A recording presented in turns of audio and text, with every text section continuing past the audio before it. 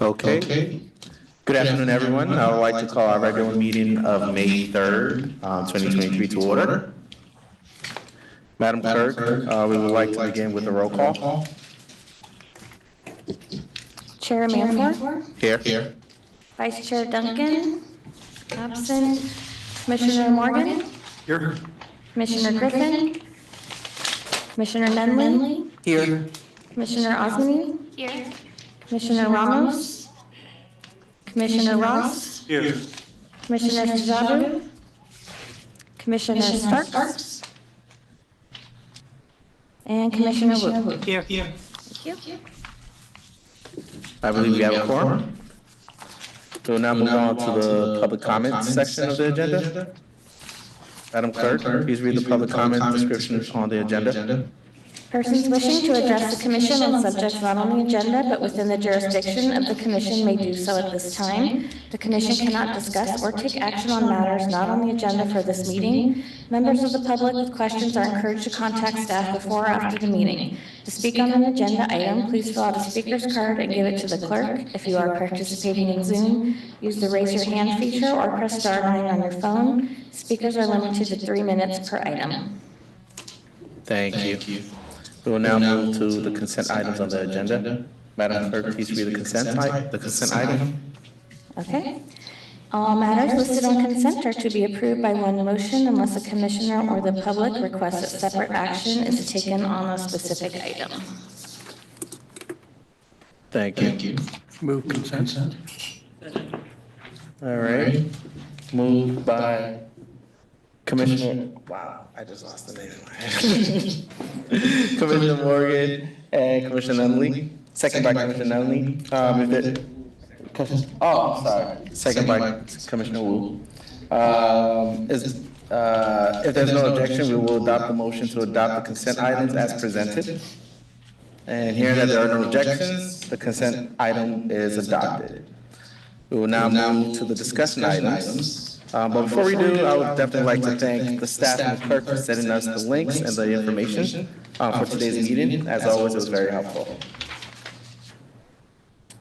Items number 2 and 3 will be presented together. Madam Clerk, please read the titles of items 2 and 3. 2023 Local Housing Trust Fund application for the City of Sacramento and County of Sacramento. Thank you. You may begin. Good afternoon, Chair, members of the board. My name is Whitney Bonner, Program Manager for Development Finance and Portfolio Management.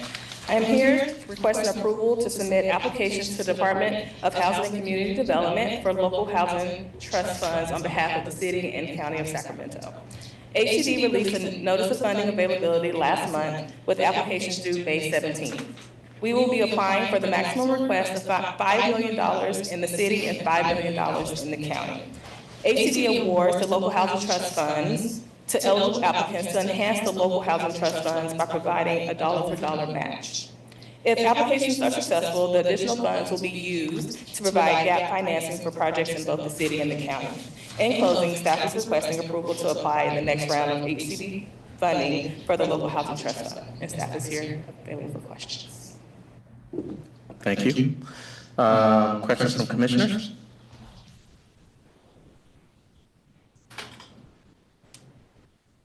Seeing that there are no questions, Madam Clerk, are there any public comments? We have no public comments. Great. I'd like to ask commissioners for a motion to adopt resolution SHRC 2023-08. I'm sorry? Second. All right, moved by Commissioner Wu and second by Commissioner Morgan. If there are no objections, we will adopt the motion to adopt the motion to adopt the resolution. Seeing that there are no objections, the motion passes. We will now move on to agenda item number 4 and 5, which will be presented together. Madam Clerk, please read the titles of agenda items number 4 and 5. Approval of application for home key funds from the State Department of Housing and Community Development and conditional loan commitment with Hope Cooperative for the roadway and project for the city of Sacramento, and authority to execute loan commitment with Hope Cooperative or related entity in the amount of $2,013,000 in Mental Health Services Act funds for the term of 40 years for the rehabilitation of the roadway and project located at 25 Howe Avenue. Thank you, Madam Clerk.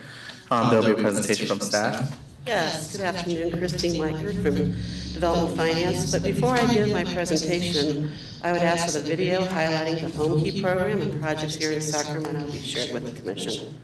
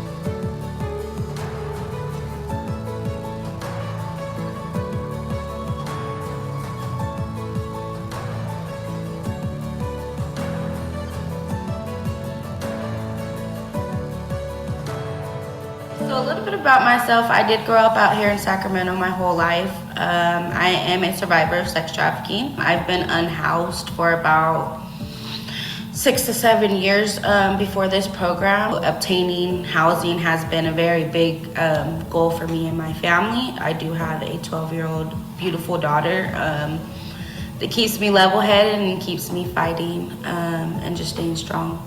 I used to just be on edge all the time. Having PTSD, it doesn't help that very much either. Just being here has been able to help my mental health, help, be a better mother. And so honestly that, just being able to teach me that I don't have to live in survivor mode anymore. Just knowing that my daughter doesn't have to live the same cycle of life that I had to live. Knowing that, hey, I don't have to worry about, do I have to figure out where I'm gonna eat today, or am I gonna have somewhere safe to be with my kid? Here, I can go in, lock my door, and just feel really safe here. Being here, we have services, resident services, which is Jamboree.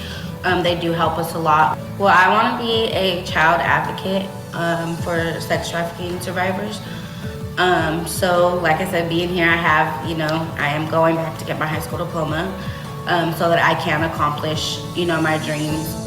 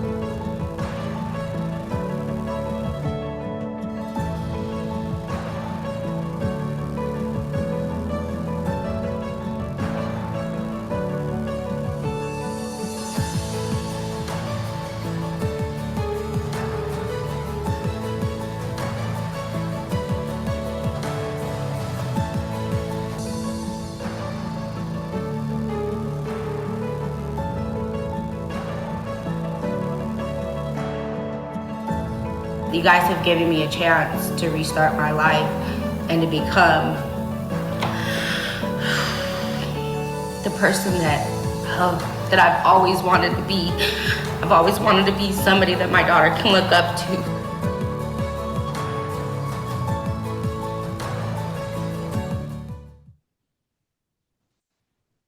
Thank you. So as illustrated in the video, the state's Home Key program provides funds to programs and projects that quickly provide housing to those experiencing homelessness. This is the third year the state has provided Home Key funds, and to date SHRA has successfully, as seen in the video, received funds for 3 motels conversions through the program. So this is round 3 of Home Key, and the notice of funding availability was issued on March 29th. And the statewide allocation this year is $736 million, while Sacramento's region allocation is $37 million. And last month, you approved applications for 2 Home Key projects located in the unincorporated county, the existing Garden Star and Super 8 motels. This report recommends approval of a Home Key application of $20.3 million, plus approval of $5.7 million, consisting of city, it's a long title, Homeless Housing Assistance and Preservation, or HAP funds, and County Mental Health Services Act, or MHSA funds, to serve as match. The proposed project, Roadway Inn, is located on Howe Avenue near Interstate 50, and it will convert 101 motel rooms into 69 studio units of permanent supportive housing for homeless individuals. In addition, there will be 1 manager's unit. The developer is Hope Cooperative. Hope currently owns 7 affordable housing developments and is partnering with other developers on 3 additional projects currently. John Stewart Company will serve as the property manager, and Hope Cooperative will also provide resident services on site. The project will have 24/7 desk coverage and 4 full-time case managers available to assist residents. 2 of the case managers will be provided by the county through the MHSA funding. In addition, project-based vouchers have been awarded to the project. A full rehabilitation of the interior and exterior will be undertaken with kitchenettes added to all units. Several existing rooms will serve as office space and other meeting rooms, and there will be a large community room with kitchen. Site improvements include fencing, a park area, converting a parking area to landscaping and gathering areas. The applications for Home Key funds are anticipated to be accepted in the near future, and award is expected late summer. Construction improvements will commence shortly thereafter, and per Home Key requirements must be completed within 12 years. So in conclusion, staff's recommending approval of the Home Key application and funding for Roadway Inn, and it's available to answer any questions you may have. Thank you. Questions from commissioners? Commissioner Nunley, then Commissioner Morgan. Okay. Well, thank you so much, and I really did enjoy the film. I thought that was very good, and it's always very positive and powerful when we see residents who have been impacted. So that was really just great, and I thank you so much for bringing that to us.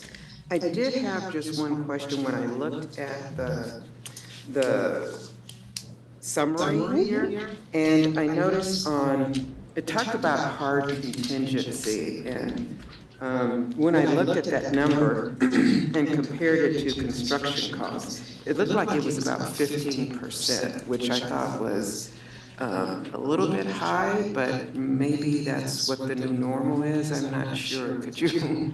It is a little bit the new normal. Our construction staff here at SHRA, we have a great construction department, did review these numbers as they review all the numbers when we do projects. And we are still seeing contingencies about 5% for new construction.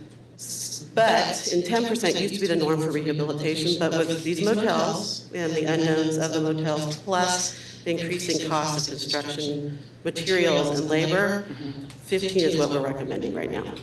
Okay. The only other thing, if I read it correctly, this location had a pool, but that's going to be removed, which makes sense, because that is just huge liability, which I'm sure the commission does not want to see. In our family projects, we really encourage almost, quiet, cool, but in this case, with these homeless individuals, and this will, when they fill it in, there'll be some nice grass, gathering space instead, so. All right. Well, thank you. That was all the questions I had. Thank you so much. And good job. Council, what's the distance before one has to abstain from voting? Well, are you referring to a potential conflict? Yes. There would have to be, Is it driving or is it as the crow flies? sorry, what? As you travel around the block or as the crow flies? Sorry, I'm not following the. Well, if we go straight over the top of everybody's roofs to one of the locations, I might be within distance. Oh, okay. Well, so normally, I would say the conflict of interest or a potential conflict of interest really applies to financial gain. So I suppose if you own your own home, there could possibly be financial gain depending on how you may look at it. So I would suggest, without knowing the specific facts, it's really hard for me to give you an answer right now, but I would say depending on your comfort level with respect to a potential conflict that may exist, you have your wealth and your right to abstain. But without knowing more facts and looking specifically at those facts, I can't really give an answer at this moment, a precise answer. Okay, thank you. All right. Commissioner Ross? No questions, but hey, more housing, I'm all for it. Get those hotels converted. It's a very good thing, and I enjoy the person on the video's story, not her past, but her moving forward into her future, for her and her children. And so I think you have great places like that for folks to stay. It just gives people hope and a future. And so I'm all for it. So there you go. Thank you. My comment, it's a great video. Everything is great. Looking forward to its implementation and establishment. The only question that I have is, seeing that we've been approving a lot of these projects, I would like to request if there's employment opportunities. I think Commissioner Ross has stated that in the past. Designated employment opportunities for at least 2 to 3 positions for residents who are there, so that they may at least have some type of opportunity to be able to work within those establishments. I think that'd be another additional enhancement to some of these programs whenever they do apply for them. So I think it would be helpful for them to at least designate these 2 to 3 positions for residents to be able to apply for. Is that possible? For the rehabilitation, during the rehabilitation? After it's been developed. Oh, yeah, Like landscaping or something for them to be able to be designated, because we still also want them to have employment opportunities. It's been my experience that oftentimes residents do get positions for like the maintenance or, that can't happen, or the desk coverage or things like that. But it's not mandated, but that does happen from time to time. Especially Hope Cooperative, who's here, is the developer. I mean, I was just at a groundbreaking for them last week, or the week before, and I was very impressed that you had taken one of your residents and they were now, or had hired one of your residents and they were now an employee. So Hope, I'm sure, has, did you want to speak to that? Sure. Actually, I guess I'm kind of excited about this piece. Okay, I have a question. We are actually establishing a partnership with Power and Alliance, which is the business district, and Goodwill, to have a full employment program at this property, where people will have a path to employment. So not just on the property, but the business owners in the surrounding areas. And there's a lot of opportunities from entry level all the way up through really the high-paying union jobs. So this is kind of a new project for us to do it this way, but I think it's really going to be great for permanent supported housing for people to actually have a path through, so that we can create some more opportunities for people coming in. Thank you. Thank you. Thank you. Recognize the commissioner's lights are on. Did you have any questions? No, not Commissioner Nunley? I was just going to make a motion to approve items number 4 and 5 if there are no other questions. Yeah, I wanted to go back on the workforce question, so.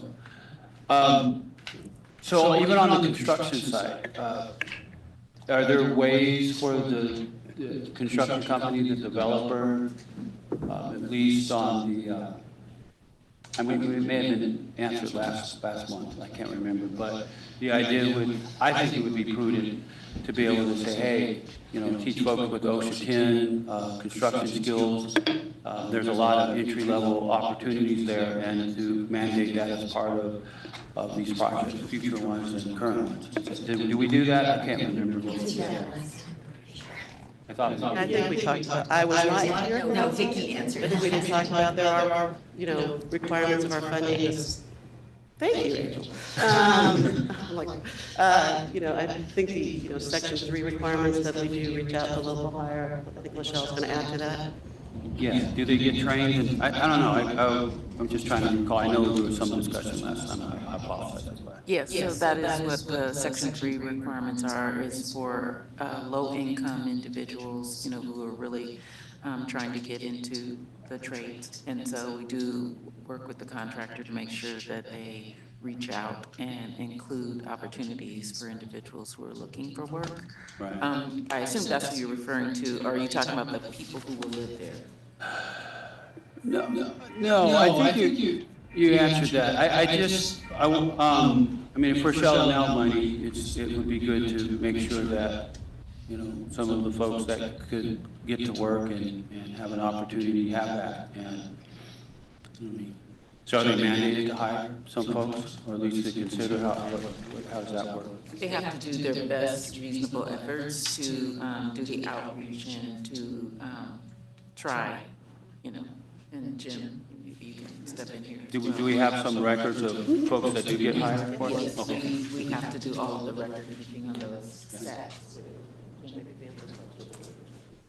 Jim Shields.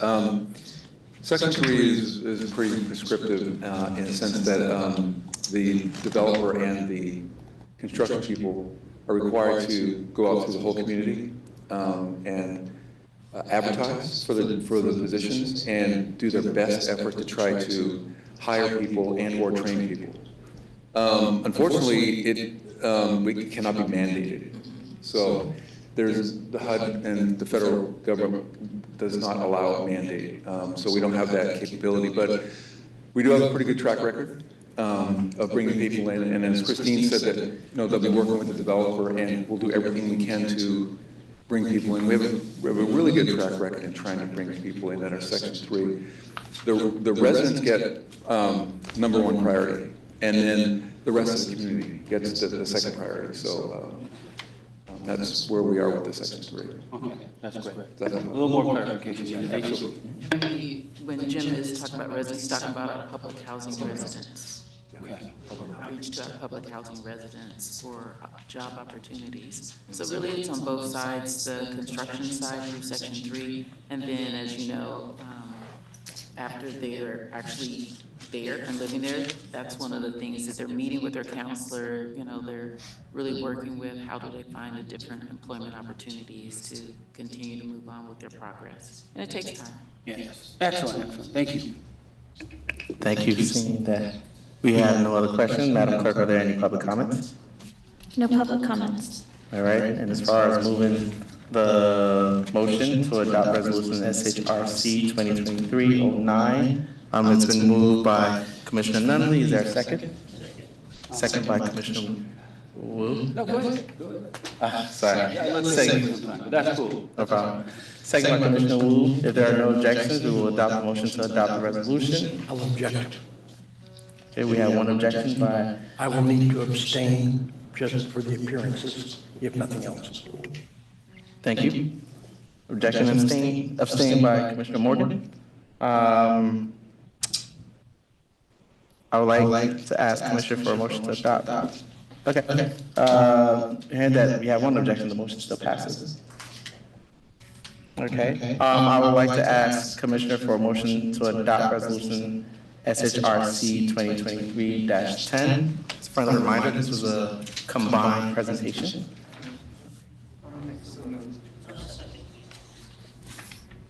All right. Resolution moved by Commissioner Nunley and second by Commissioner Wu. Is there any objection? Excuse me, I must question what the, which ones were, which projects are in which Order? Yes. Item number 4 was the approval of application for a home key fund from the State Department of Housing and Community Development and conditional loan commitment with Hope Cooperative for the roadway end project in the city of Sacramento. And the other, item number 5, is authority to execute loan commitment with Hope Cooperative or related entity in the amount of $2,013,000 in Mental Health Services Act funds for the term of 40 years for the rehabilitation of the roadway end project located at 25 Howell Avenue. Roadway end, no problem for me. All right, great. So hearing that there are no, if there is no objection, we will adopt the motion to adopt the resolution. Hearing no objection, the motion passes.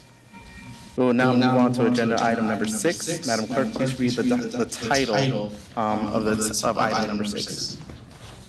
Tax Equity and Fiscal Responsibility Act hearing, approval of tax exempt bonds, TEFRA, approval of final bond documents, and additional $4 million commitment of funds, and approval of the loan and final bonds documents for On Broadway Apartments. Thank you. There will be a presentation from staff. Good afternoon, Chair. My name is Whitney Bonner again, Program Manager, Development, Finance, and Portfolio Management. For On Broadway Apartments, staff is requesting approval to allocate an additional $4 million comprised of $3.3 million in permanent local housing allocation funds, or PLHA, and $700,000 in mixed income housing funds, and approval of mortgage revenue bonds and final loan documents. Just some history on the project. This is a new construction project that consists of 2 5-story buildings located at the corner of Broadway and 19th Street that will consist of 140 1s, 2s, and 3-bedroom units, all below 60% area median income. 37 of the units are reserved for project-based voucher residents at 30% area median income, which will overlap with the 37 No Place Like Home units to serve residents who are in need of mental health services and who are experiencing homelessness. The developer is EAH Housing, Inc., who has developed and acquired over 106 properties with over 8,400 units in California and Hawaii since 1968. On Broadway Apartments will be their first affordable housing project in the Sacramento region. Both property management and resident services will be provided by EAH Housing. For the supportive services, Sacramento County Department of Health Services, DHS, will be responsible for the mental health service, supportive services, and the coordination of other supportive services needed by the 37 No Place Like Home residents.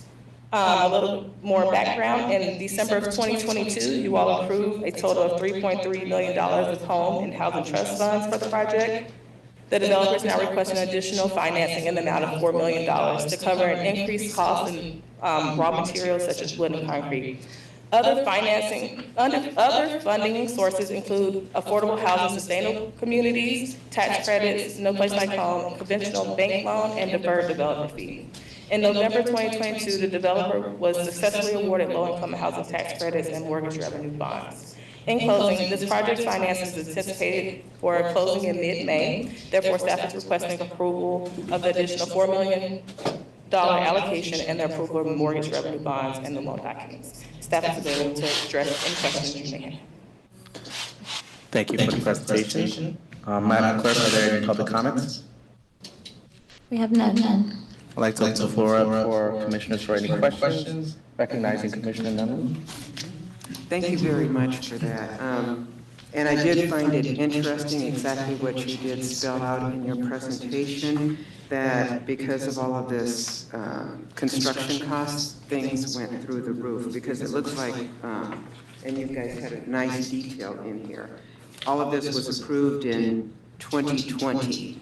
which is when the start of the pandemic and then everything shortly after that, especially with the wood and concrete, went through the roof. So I understand it started out at 3.3 and now they're asking for an additional 4. It's like everything just doubled, it seemed. Is that an accurate description? Yes, the cost increased $14 million, so they're asking from us the additional $4 million to help cover that cost. In addition to our $4 million, the developer will be receiving additional tax equity. They're receiving additional funds from the AHAC, the Sustainable Communities Grant, as well as they're deferring an additional $7.5 million in developer fee. And when you said that it was going to be completed, I think mid-May, is that what you said? So we're currently in the process of closing on the construction and permanent loan document, so it's scheduled for a closing in mid-May. Oh, the Loan closing. The loan closing in May. Okay, thank you. At first I thought, was it going to be done in mid-May? Wow, that's fast. But thank you for that. So those are the only questions I have. Thank you so much. Thank you, Commissioner. Recognize Commissioner Ross. No, I was just going to say, similarly to Commissioner Duncan, construction costs are up. Wood is just starting to stabilize, so it is a legit request.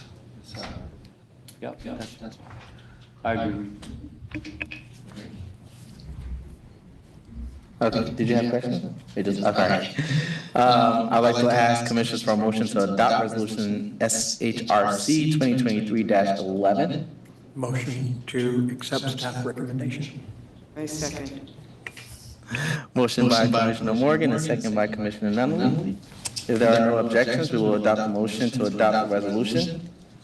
Hearing that there are no objections, the motion passes to adopt the resolution.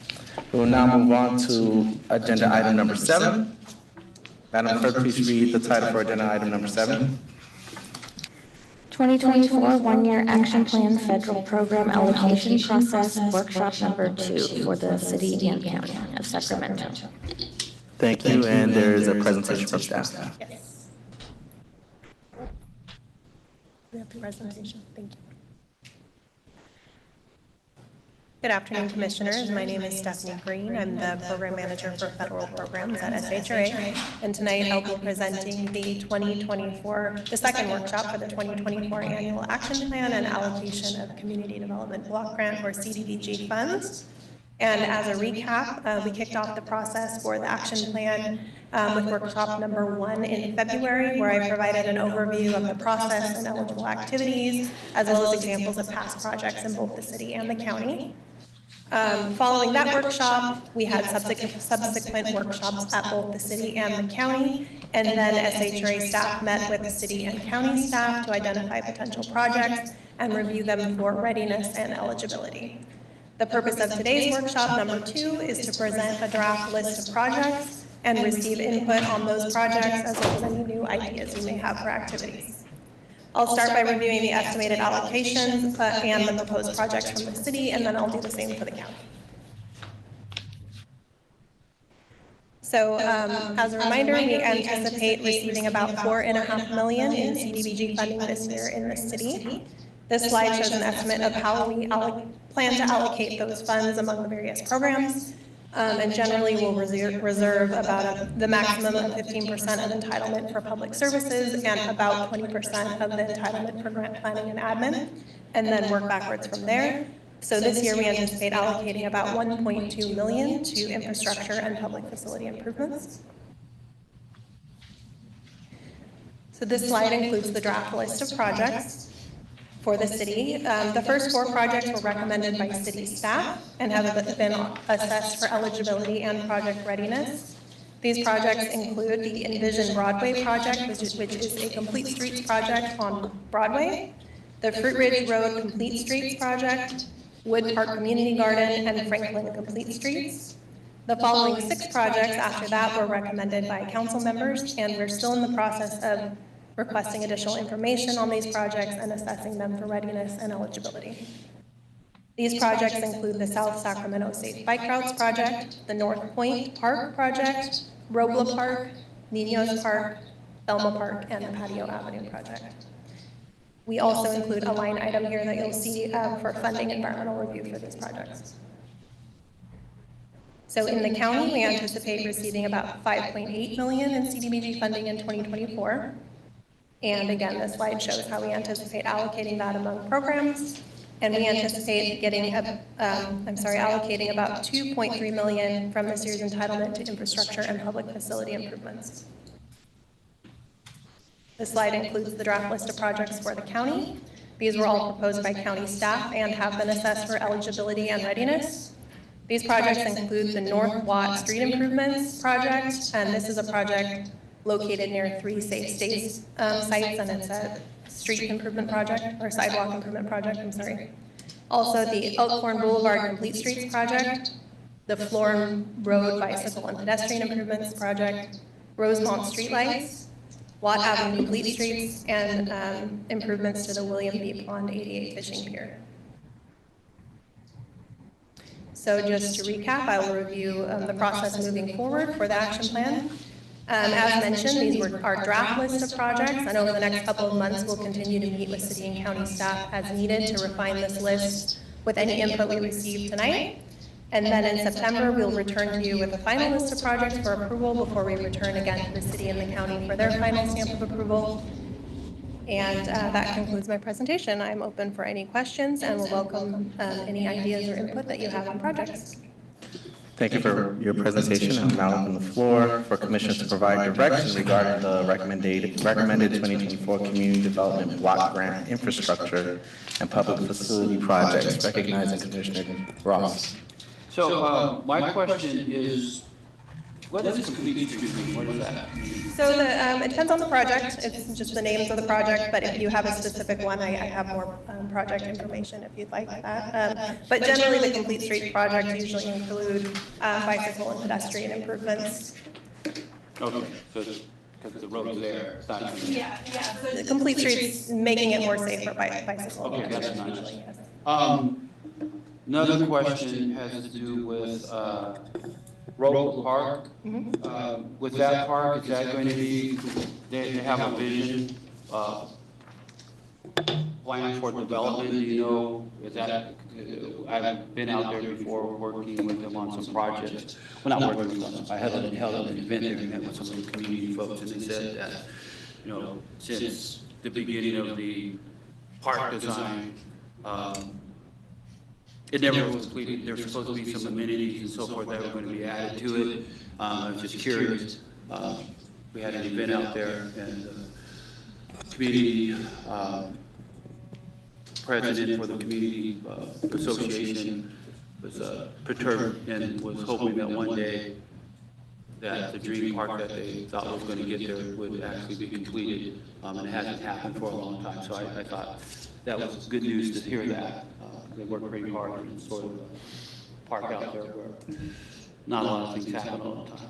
But do you know about that, or would you be able to find out? I can find out. I believe we have provided some funds to Roper Park in the past, but we can certainly discuss with staff. Just nice walkways and some other things that have happened, but there's still some more. Thank you for that. Homeless activities. I really am excited. I know there's always that 15% limitation. Meals on Wheels, that's super important. So I'm glad that's taking place. I think that's a good thing. What's the breakdown on homeless activities? Do you know what that means? Yes, I can, unless Christine, you want to take that? Sorry, I can get that information.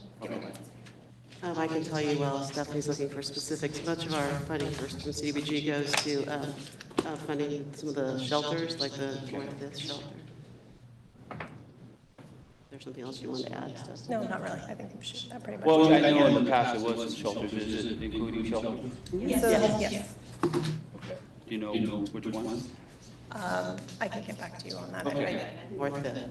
Just, I think it's One? North Fifth. North Fifth, okay, that's good, 'cause I know some organizations have had that.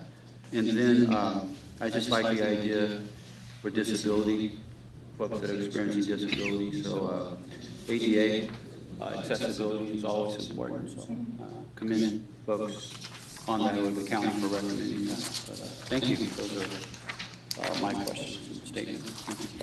All right, thank you. Recognizing Commissioner Morgan. Do you know the scope of the Elkhorn Complete Streets? Yes, so this is on Elkhorn Boulevard from Watt Avenue to Don Julio Boulevard, and it includes construction of Class 4 separated bikeways, green striping, bus turnouts, and an ADA accessible bus stop and sidewalk infill. I was looking for something going the other way, but that's fine. Okay. Thank you. All right, thank you. Madam Clerk, are there any public comments? No public comments. Okay, thank you.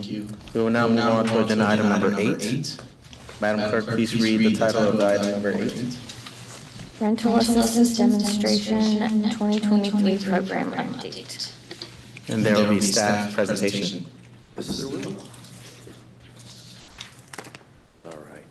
I guess it's good evening now, Commissioners. My name is Mark Hamilton, and I serve as the Director of the Rental Assistance Demonstration Program here at SHRA. And today, I'll be providing you with an update on the status of our program. Okay, so I'm going to start off with just a little bit of background for those that may not be familiar with the RAD program.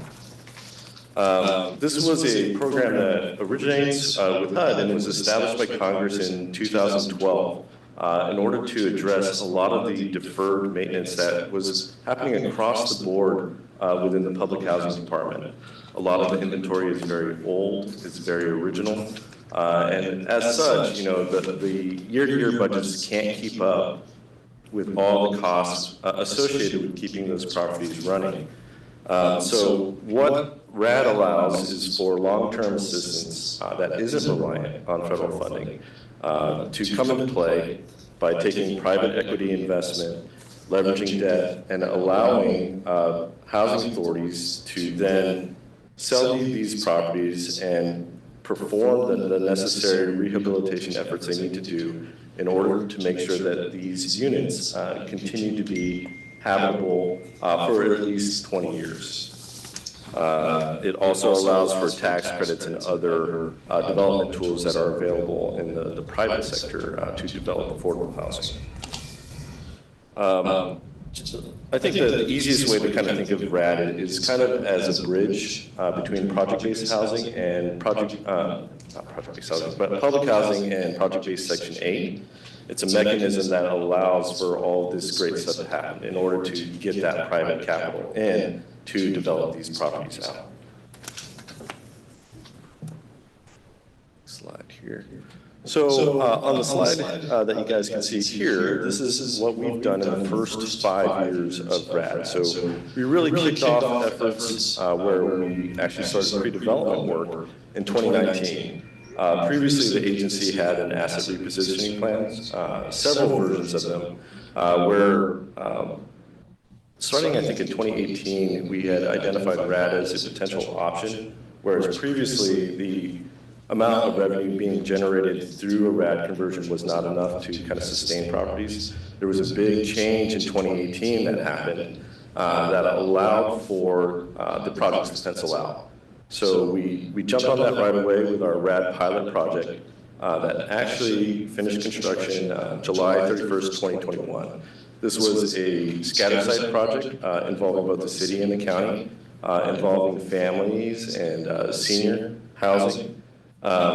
It was really kind of our first bite at the apple, and these were properties that we had identified as low-hanging fruit. And that's kind of shown there in that final development cost at $25.3 million. For 6 properties, that is a pretty small budget, but we were able to not only complete the projects on time, but we were able to stay within that budget. And this is all through the pandemic, which is unfortunate when we plan to kind of launch all of our rehabilitation efforts, but the teams here at SHRA were able to kind of pull through and get these projects done. The next project you'll see on there is the Central City 1 project. That involves 2 of our high-rise, elderly high-rise buildings, Edgewater, which is at 626 630 I Street, and 1820 Capitol, which is Capitol Terrace. We completed that project actually November 15th, 2022 is when we had substantial completion on the project, and final punch items were resolved before the end of the year. Again, also through a pandemic period, but pleased to say that we were also able to stay on budget and on time for that project as well. As you can see, the cost did go up significantly, which kind of goes back to a previous presentation where they talked about the kind of rise in construction costs. But at $66.4 million, we were able to resolve all the work between those two buildings. We're currently working on a project we've dubbed RVP Group, which is formerly the Central City 2 project. We're still working to close out and move into construction. We're anticipating closing either sometime this month or early next month, and that will have an anticipated completion date of December 2024. And then we'll be looking to move to the county and do some, spread some rad love out there for our Sun River 1 and Sun River 2 properties. We'll have better names for those projects in a future presentation when we bring that to the commission here. We are still early in the pre-development phase on that. We hope to iron out additional numbers and present that to the board here at a later date. To the next slide here. So we do have a full development slate of the projects that we're looking to jump into. The eventual plan is to address all of our public housing units. Right now, we're looking next to really button up Sun River. Then we'll be moving on to Meadow Commons, our Central City 3, which consists of just the Comstock building. Marina Vista, which is going to be a very large project involving multiple phases. We'll be looking to go to the Mill, Rio Garden, Oak Park, Point Lagoon, and then last but certainly not least, we'll be looking to address Alder Grove. A lot of these pre-development start times are somewhat tentative. It really is going to depend on what funding is available, where we may have like additional needs. Certainly if we have a community that is in more need for capital improvements, they may move around on this list and we may address those kind of in a different order. But we wanted to present like kind of what our like long-term plan is. So hopefully by the end of 2033, we'll at least have all of the projects either construction completed or be in some sort of pre-development phase for those different communities. Jump to the next slide here. And I just wanted to show some examples of some of the post-construction work. This is actually the building at 1820 Capitol. This is Capitol Terrace.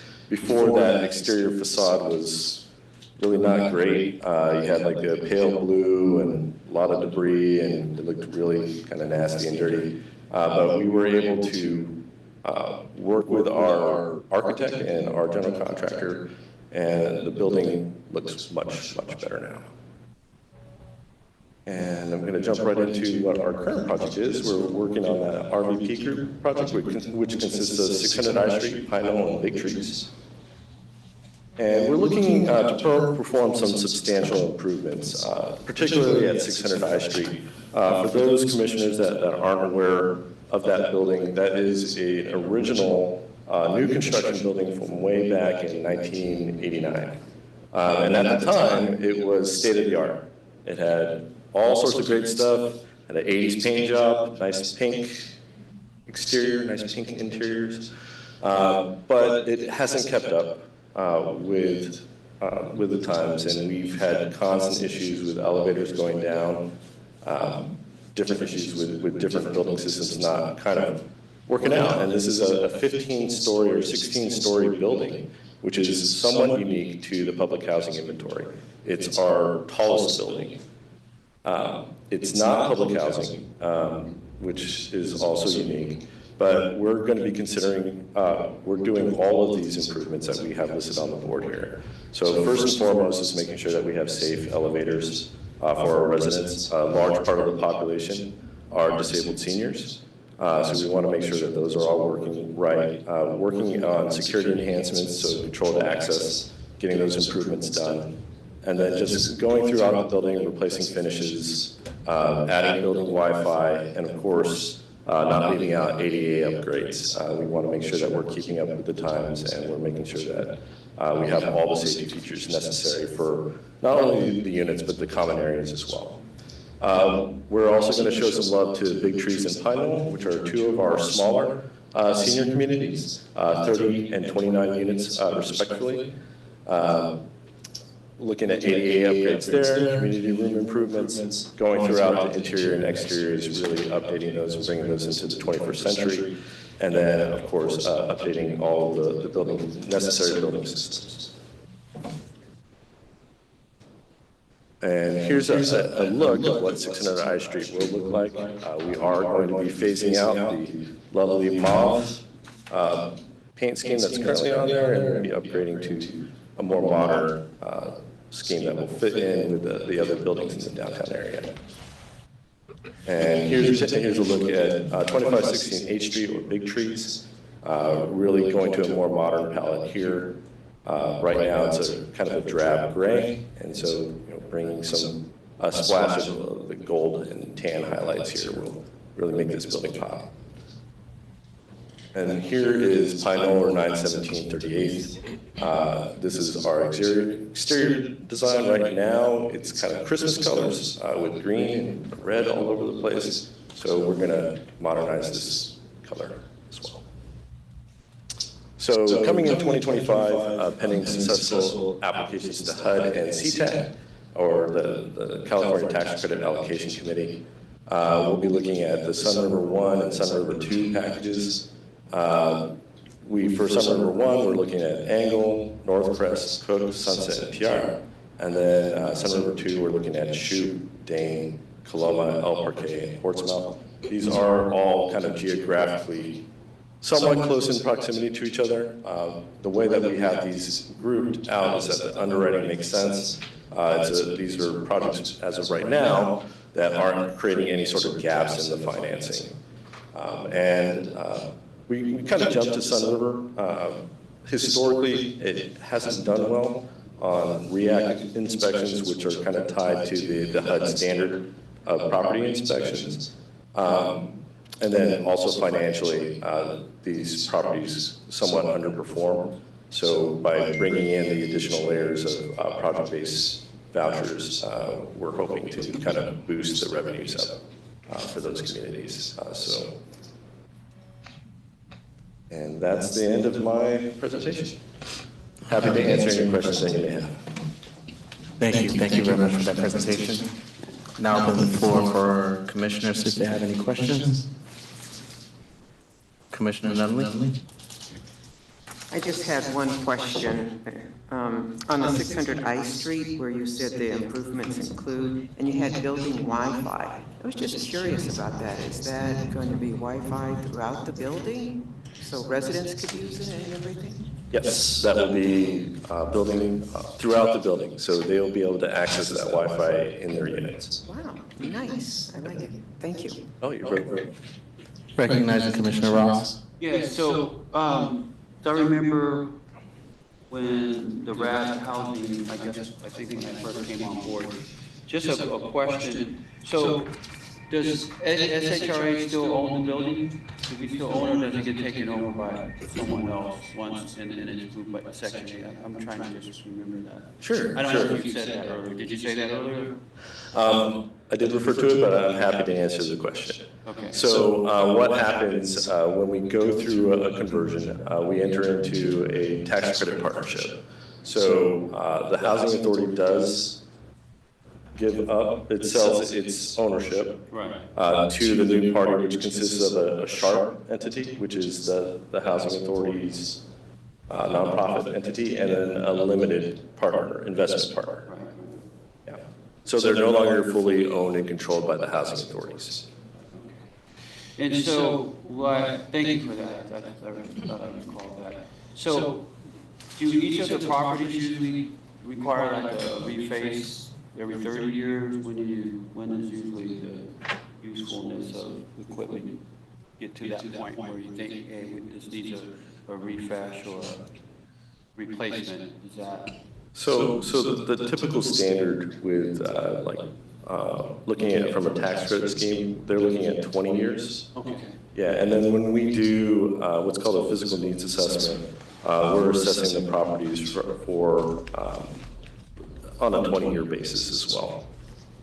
So we take a look at the individual components, and then based off of a third-party inspection, they let us know how much useful life potentially is left.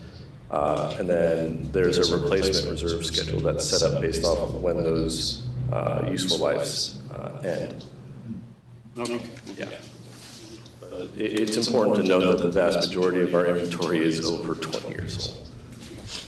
All right. Maybe, Mark, if you could just also expand upon Sharp in terms of kind of what that entity is. Yeah, so Sharp is the nonprofit entity that was specifically designed and created to help facilitate the repositioning of housing authority assets. It's in the name, Sacramento Housing Authority Repositioning Program Incorporated. And its design is to kind of act as the general partner, the controlling and managing partner in these entities in order to facilitate affordable housing, not only rehabilitation, but potential other internal affordable housing development within SHRA. Yes, so it's specifically an entity created by SHRA for this purpose. And in addition to that, the membership of that board is appointed by me as the executive director. And the ground lease is also, the Housing Authority maintains the ground lease on these in perpetuity, I'm pretty sure. The ground leases can be anywhere from 75 to 99 years, but pretty much in perpetuity, and that allows for some control by the Housing Authority to mandate that the properties or the improvements are continuing to be used for affordable housing purposes. So all these mechanisms are put in place so that the Housing Authority still does maintain control over the property. No, it was good. Yeah, I was excited about it. Somehow I thought the timeline was already in motion, but it was it's a good program. I like the strategy with that. Very good. Thank you for the clarification. You're welcome. All right, recognizing Commissioner Morgan.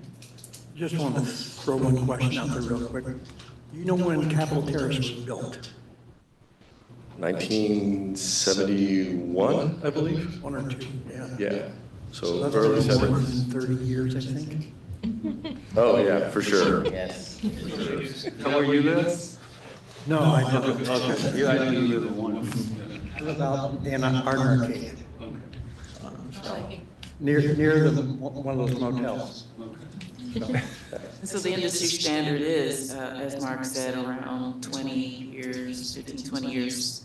But within public housing, which has depended upon the revenues that Congress appropriates, we've gone way beyond that. And in fact, that's why we embarked upon Marisol Village, because it was built in the 50s.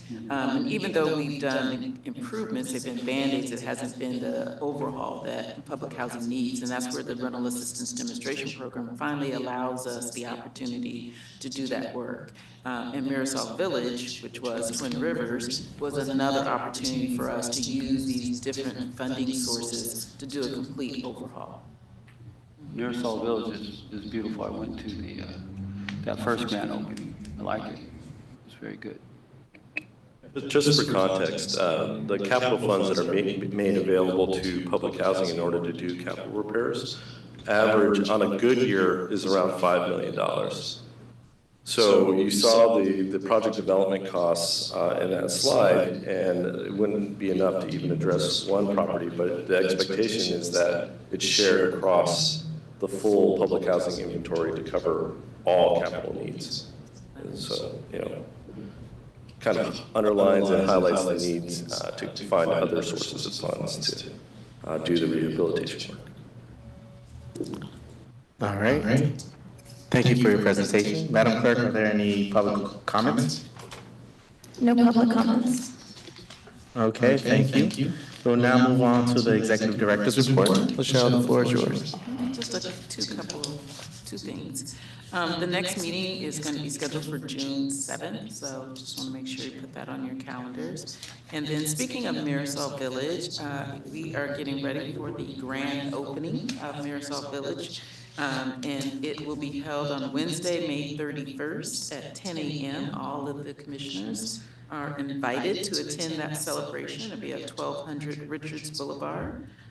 Get there early because it's going to be a big grand opening. And I think when you said you attended, that was our groundbreaking that we were able to do, which during COVID, that was the best that we could do. But now we're able to really celebrate a lot of the good work that's going on there. You get a chance to see some of the finished products and the community rooms and all of those things, and the residents who've already moved in. So, and as well as construction, so you'll see kind of things that are finished and things that we are still working on and bringing to fruition, but I want to make sure you put that on your calendars. What time would that be again? It's at 10 a.m. on Wednesday, May 31st. 1200 Richards Boulevard, but some of the streets and things will be blocked off, but so make sure you get there early. And that's all that I have. Thank you. Great. As far as Commission Chair report, I don't have anything to report to. Commission members, are there anything you would like to report? No, I hope I can make the Marisol Village grand opening. I have an event that day, and I'm glad I went for the groundbreaking. But yeah, if you haven't seen it, you all should go check it out. It's really very impressive. Well done. I really enjoyed it. All right. Seeing that there are no other business to discuss, with that, our meeting will now be adjourned.